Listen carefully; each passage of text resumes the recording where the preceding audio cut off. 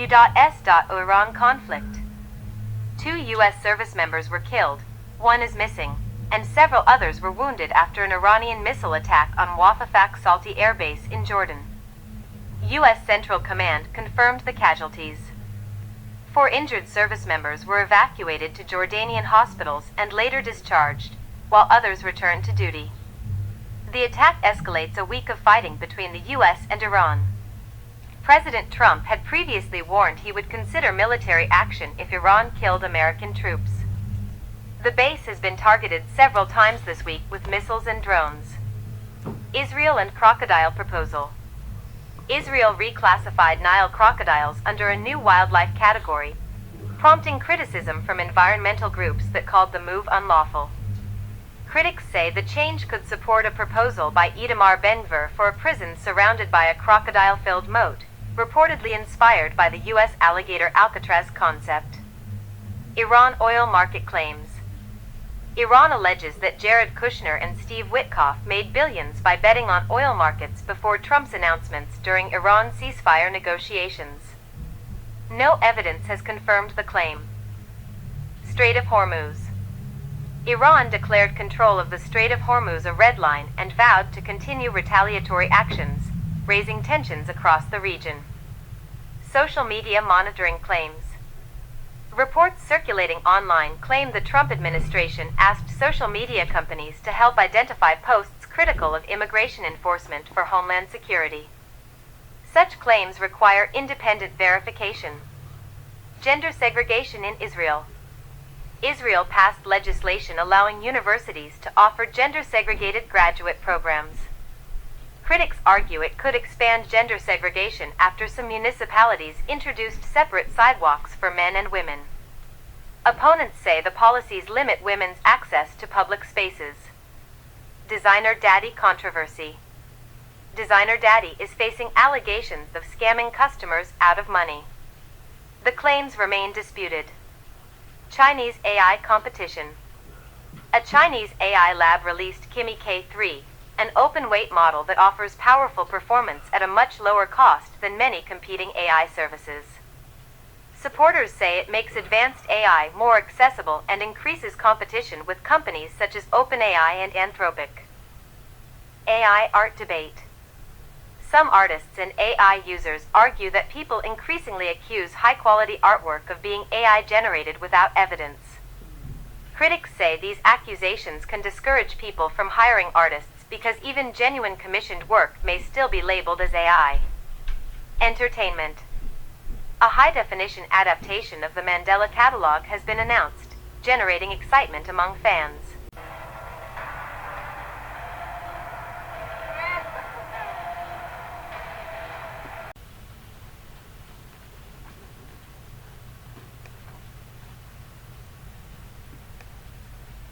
Prosecutors in Napa County charged Paul Pelosi, Representative Nancy Pelosi's husband, with a misdemeanor hit-and-run Friday after he was involved in a crash in Northern California earlier this month. Pelosi, 86, was charged in connection with a July 3rd collision in which he allegedly struck an unoccupied parked vehicle before leaving the scene of the crash, the Napa County District Attorney.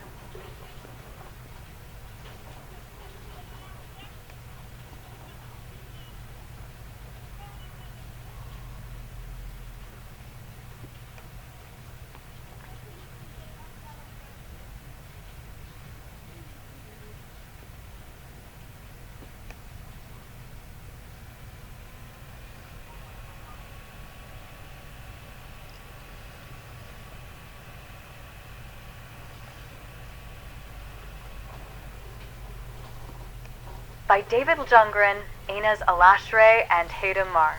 Washington/Cairo, July 18th, Reuters.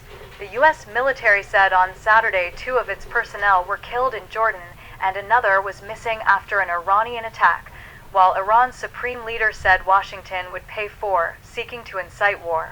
After a 7th straight night of U.S. strikes, the U.S. and Iran have intensified attacks since an interim ceasefire deal signed a month ago fell apart last week, raising the possibility of a return to all-out war. U.S. Central Command said the 2 deaths occurred on Friday and that a third U.S. service member was missing in action. The announcement brought the number of U.S. service members killed since the war began.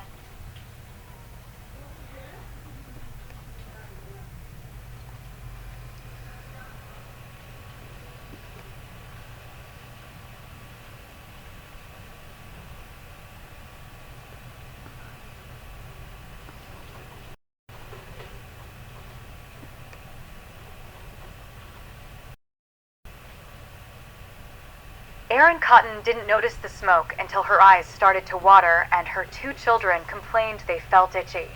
"That's when I remembered what I felt like during the Palisades fire," said Cotton, a Washington, D.C., mother of a 5 and 1-year-old who lived in California as one of the most destructive wildfires in state history raged last year. Cotton is one of more than 100 million people across the Midwest, Northeast, and Mid-Atlantic breathing in dangerous air brought by thick, choking plumes of smoke from wildfires in Canada. There are nearly 1,000 active fires across Canada as of Saturday, according to its government. So far this summer, about 3,500 fires have burned more than 6 million acres in the country. In Ontario alone, there are a total of 191 active fires, which is 7 more than Friday, Premier Doug Ford said at a Saturday news conference. More than 150 fire crews are working across the province, he added. Since the beginning of this year, we've been obviously prepping for another season of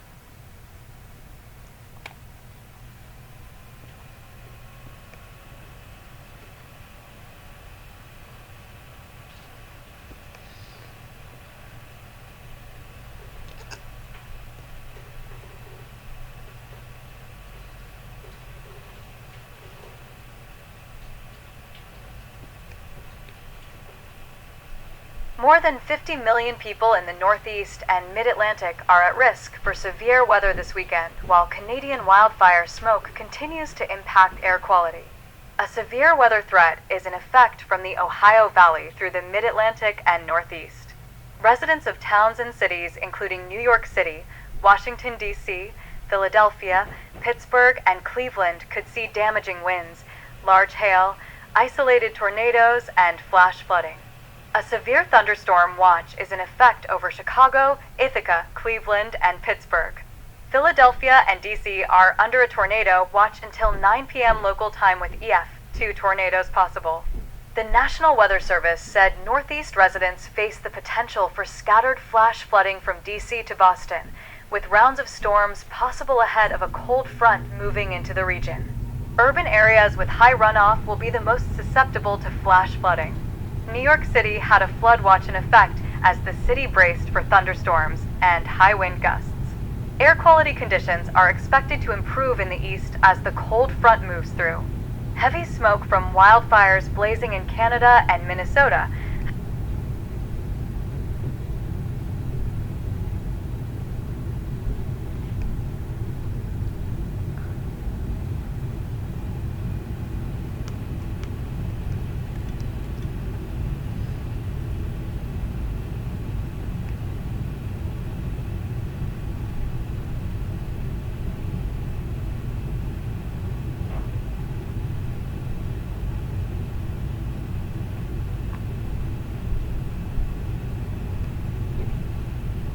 by Valerie Volkovasai and Lisa Berline.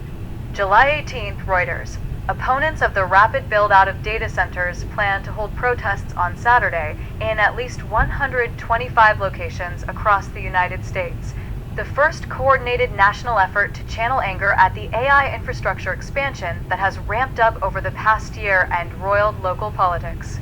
The protests are coordinated by a grassroots group called Humans First, co-founded by a former leader of the modern-day Tea Party who has compared growing opposition to data centers to the right-wing populist movement that emerged in 2009 to protest what it saw as excessive taxation and government overreach.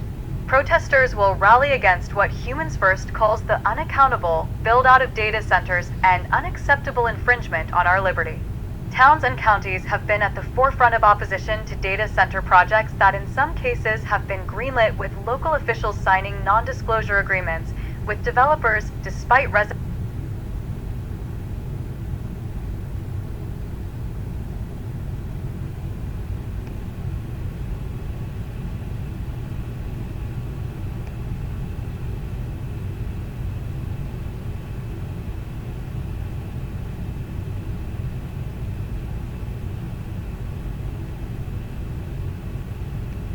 The weather pattern that's helped funnel thick, hazardous wildfire smoke down from Canada will continue to plague the central and eastern U.S. over the next several days, forecasters said, with only a brief break on Saturday, July 18th, in some locations. Due to the heavy smoke, air quality alerts have been issued for millions of people, including across all of Delaware, Maryland, Michigan, New Jersey, Ohio, Pennsylvania, and Wisconsin, the National Weather Service said. More than 800 wildfires are still burning across Canada, including